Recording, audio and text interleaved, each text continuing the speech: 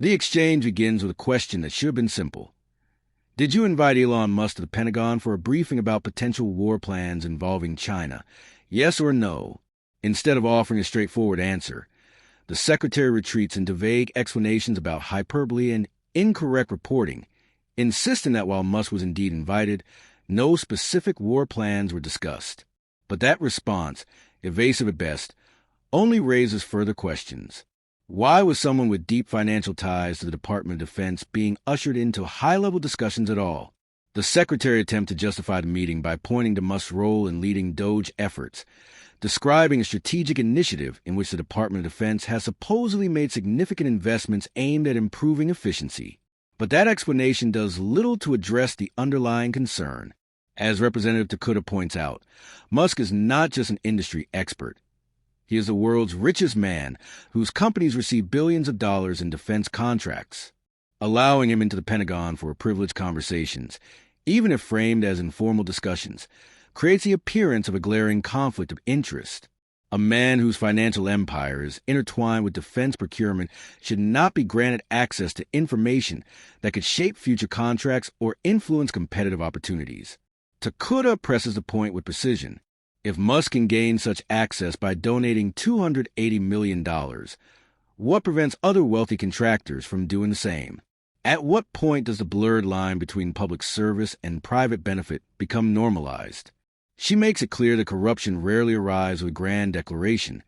It creeps in quietly through casual meetings, private invitations, and the softening of rules that once served as guardrails.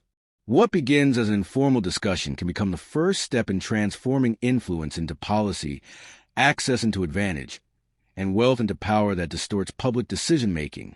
The secretary insists that the Pentagon shows no preference, that everything is based solely on capability.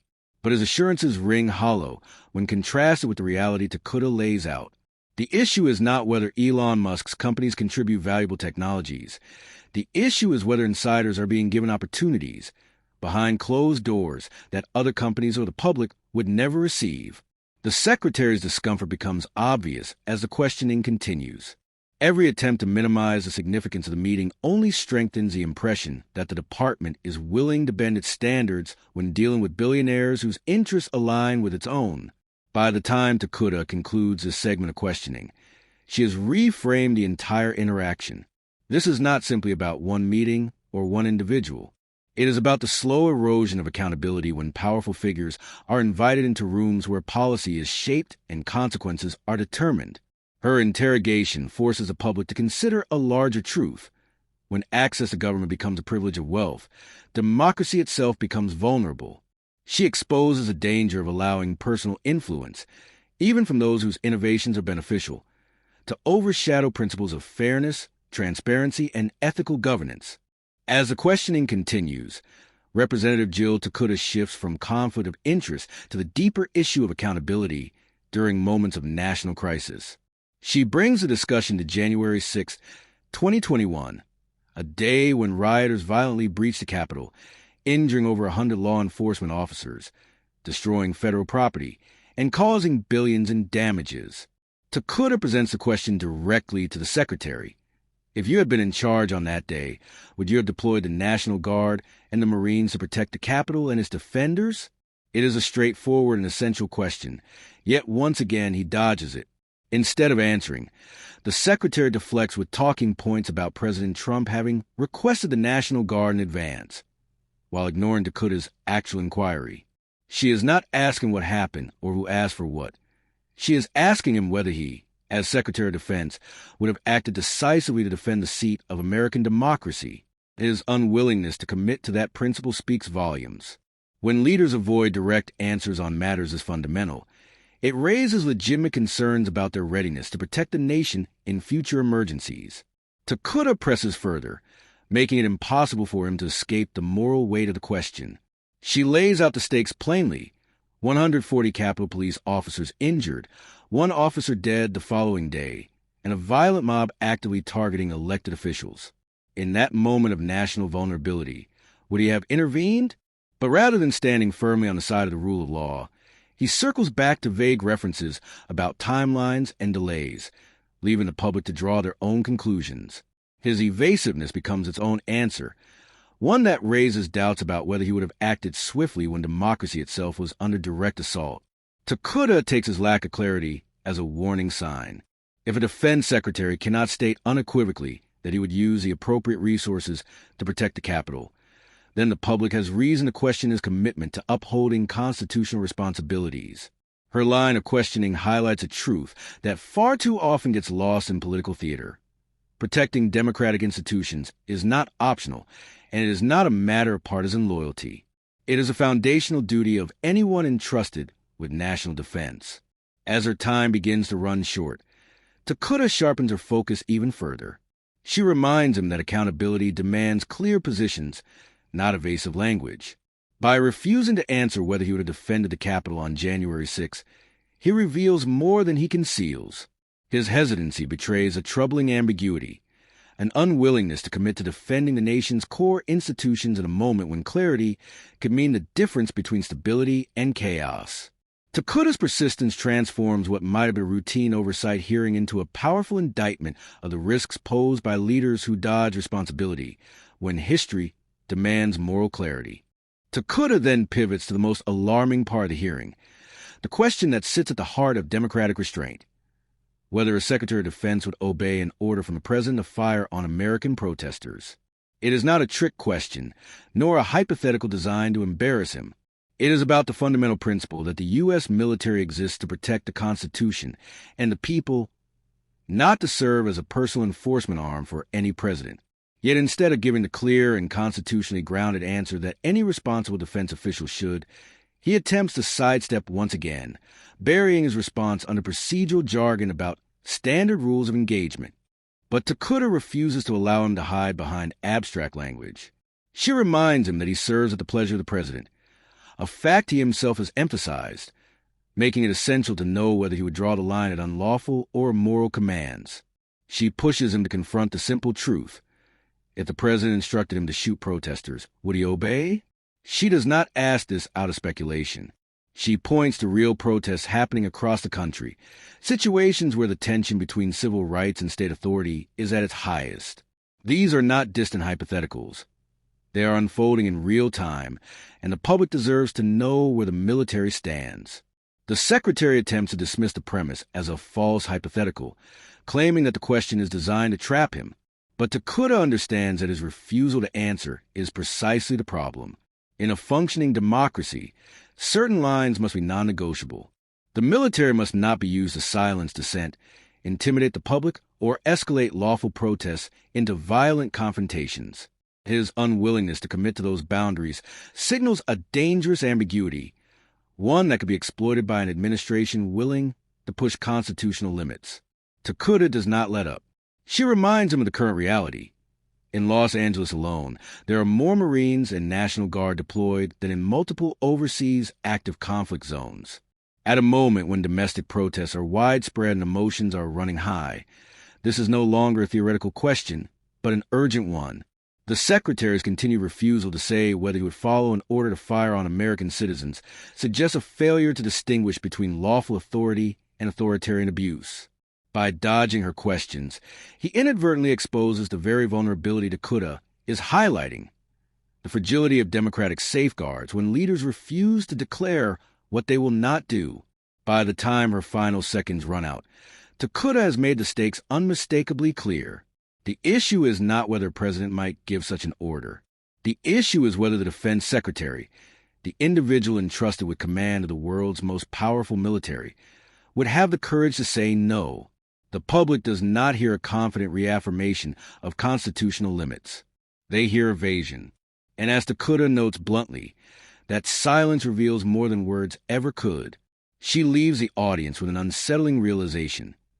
The person responsible for ensuring that military power is never turned inward against the American people cannot bring himself to declare that he would refuse an unlawful order. In that absence of clarity lies a danger that demands attention, not later, not someday, but now. Tokuda's questioning does not end with the Secretary's evasions. Instead, she uses his non-answers to reveal a larger and more troubling truth about the state of civilian oversight in the United States. What becomes clear is that this hearing is not just about one decision or one official. It is about the ease with which democratic boundaries can be blurred when leaders refuse to draw lines in moments where clarity is essential. Tokuda recognizes that the greatest danger of democratic institutions is not always a leader who overreaches, but the subordinate who refuses to set limits. When a defense secretary cannot answer whether he would resist an unlawful or immoral order, he signals a willingness, whether intentional or not, to allow presidential authority to spill into areas where it never belonged. In this segment, Tokuda highlights an uncomfortable reality. Democratic systems rely not only on laws and regulations, but on the character and courage of the individuals entrusted to uphold them. A Secretary of Defense does not need to wait for a constitutional crisis to declare that the military will not be used as a weapon against its own people. That commitment should be fundamental, unwavering, and publicly stated. Yet what the public sees instead is a high-ranking official skirting around the question, prioritizing political loyalty over constitutional duty. Tokuda understands exactly what that hesitation means. It signals that the barriers separating civilian protests from military force are thinner now than they have been in decades. She broadens the lens even further, showing that the Secretary's evasiveness fits into a pattern. One where officials speak in abstractions when asked direct moral questions, where accountability is replaced by defensiveness, and where the truth is buried under bureaucratic language. This pattern is not accidental. It is how erosion begins. Democratic backsliding does not always arrive through sudden coups or dramatic declarations. More often, it emerges through countless small refusals to take a stand, through silences when clarity is required, and through leaders who choose political comfort over constitutional responsibility. Tokuda names this danger without theatrics, allowing the Secretary's own responses, or lack thereof, to expose the problem. What makes her approach so striking is that she is not simply criticizing the Secretary. She is demonstrating in real time how democratic norms are protected. By demanding answers, by refusing to be placated with rehearsed talking points, and by making clear that accountability is not optional. Her questioning reminds the public that oversight is only meaningful if those in power are willing to confront discomfort. A democracy survives not because its institutions are invincible, but because its leaders are expected to uphold those institutions even when doing so is politically inconvenient. Through her persistence, Tokuda teaches something fundamental about governance. The difference between authority and power is the willingness to be bound by principle. When a Secretary of Defense cannot declare that he will uphold constitutional limits without hesitation, it reveals how susceptible the system is to manipulation. Tokuda's line of questioning strips away the illusion of stability and shows viewers the uncomfortable truth. Democracy is only as strong as the people who defend it, and those defenders must be willing to say, clearly and publicly, what they will not allow. Tokuda's questioning then shifts from the Secretary's individual failures to the broader lesson his evasiveness reveals about how power operates behind the scenes. She exposes the subtle ways that influence, access, and decision-making become distorted when those in power choose not to set boundaries. Her criticism goes beyond one official or one administration. She is describing a systemic vulnerability. When a defense secretary cannot articulate where he stands on fundamental issues, it becomes clear how easily executive authority can expand into dangerous territory. Power rarely announces itself with fanfare. More often, it creeps forward quietly, filling every space left unguarded by weak oversight and vague principles. In highlighting this pattern, Tokuda invites the public to look beyond the spectacle of a tense hearing and instead examine the deeper implications. Government institutions depend on clear moral commitments, not just procedures or bureaucratic rules. When leaders talk in circles, hide behind generalized policies, or avoid answering direct questions, it signals an environment where accountability can slip away unnoticed.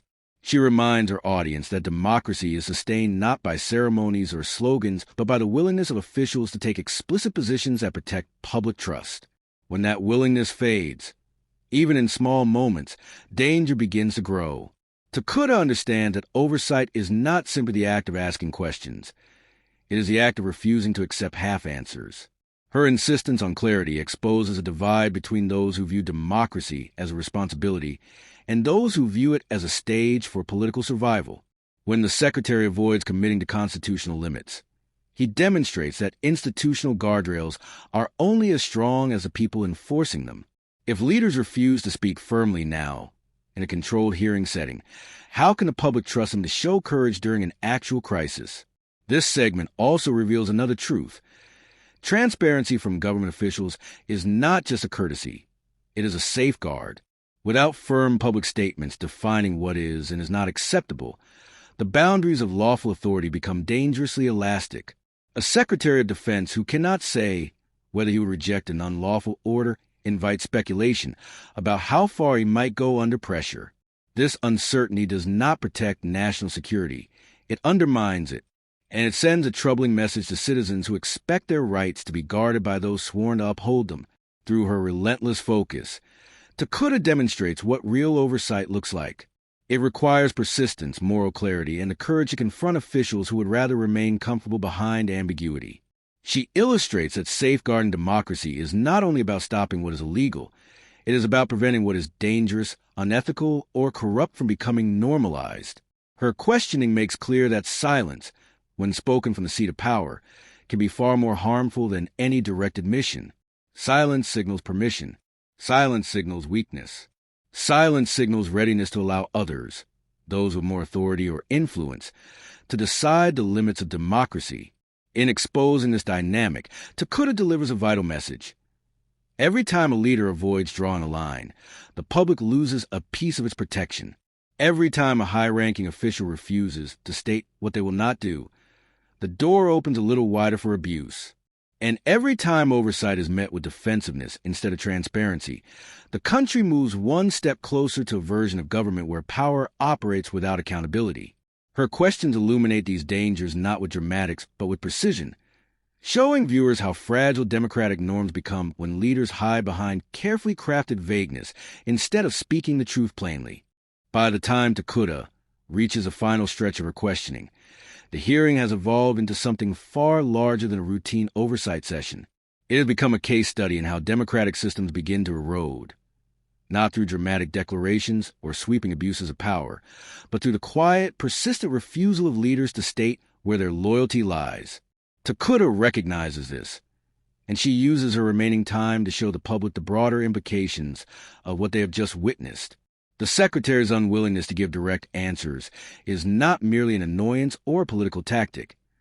It is a symptom of a deeper malaise within institutions that depend on honesty and clarity to function properly. She reminds viewers that moments like this matter. They are not abstract debates or political theater. They are windows into the character of the individuals tasked with protecting the nation. When a Secretary of Defense cannot say with certainty that he would never allow the military to be used against American citizens, it creates a shadow of doubt that reaches far beyond the walls of the hearing room. Such uncertainty chips away at public trust, weakening the faith citizens must have in those who command extraordinary power. If officials at the highest levels hesitate to commit to constitutional principles when questioned in public, what assurances do Americans have that those commitments will hold during an actual crisis? Tokuda's persistence throughout the hearing shows viewers how accountability works when it is practiced with intention. She does not raise her voice or rely on theatrics. Instead, she uses precision, clarity, and moral focus to expose the weaknesses in the Secretary's testimony. Her approach reveals a truth often lost in political discourse. Democracy is sustained not only by laws, but by the courage of individuals willing to enforce them. When people in power speak vaguely, dodge questions, or rely on procedural language to avoid responsibility, they create the conditions in which abuses of authority can take root. Tokuda forces this reality into the open, refusing to let evasiveness masquerade as professionalism. Her questions also highlight the profound distinction between lawful governance and political obedience. A democracy requires that officials prioritize the Constitution over personal loyalty, public accountability over private allegiance, and moral integrity over political convenience. The Secretary's responses, or lack thereof, raise the unsettling possibility that these priorities are no longer guaranteed. Tokuda points out, through both her words and her tone, that this is how democratic decline begins, not with a single catastrophic decision, but with repeated moments where leaders fail to affirm the values they are sworn to defend. By the end of the exchange, the audience is left with a stark contrast. On one side is Tokuda, insisting on transparency, demanding clarity, and speaking with a commitment to democratic norms. On the other is a high-ranking official who cannot provide straightforward assurances about the most basic constitutional boundaries. Tokuda's final remarks underscore the urgency of the moment. If those entrusted with the nation's defense cannot clearly articulate the limits of their own power, then the public must recognize the gravity of that silence. In closing, she makes a broader appeal, not to the secretary, whose answers have already spoken for themselves, but to the American people. She wants viewers to understand that democracy survives only when citizens remain vigilant, informed, and unwilling to ignore the warning signs of institutional weakness. What happened in this hearing is not just a political disagreement. It is a reminder that the strength of a nation depends on the integrity of those who lead it. And when leaders falter, someone must speak up. Tokuda does exactly that, transforming a single hearing into a profound lesson on the fragility of democratic norms and the responsibilities shared by all who believe in preserving them. At its core, this entire exchange is less about uncovering facts and more about shaping perception. When political questioning turns into a performance rather than a pursuit of truth, it creates an environment where speculation is treated like evidence and partisan theatrics overshadow genuine oversight. By participating in this dynamic, each actor reinforces a cycle that prioritizes narrative building over responsibility, leaving the public to sift through noise instead of receiving clarity or accountability.